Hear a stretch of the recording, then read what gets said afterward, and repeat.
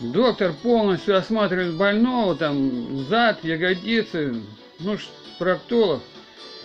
Вот, потом что-то там чихает, кашляет, больной оборачивается, говорит: доктор, извините, что там, воняет, что ли, сильно?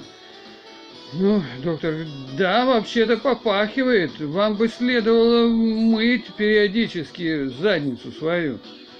Больной говорит: доктор, ну что ж ее мыть?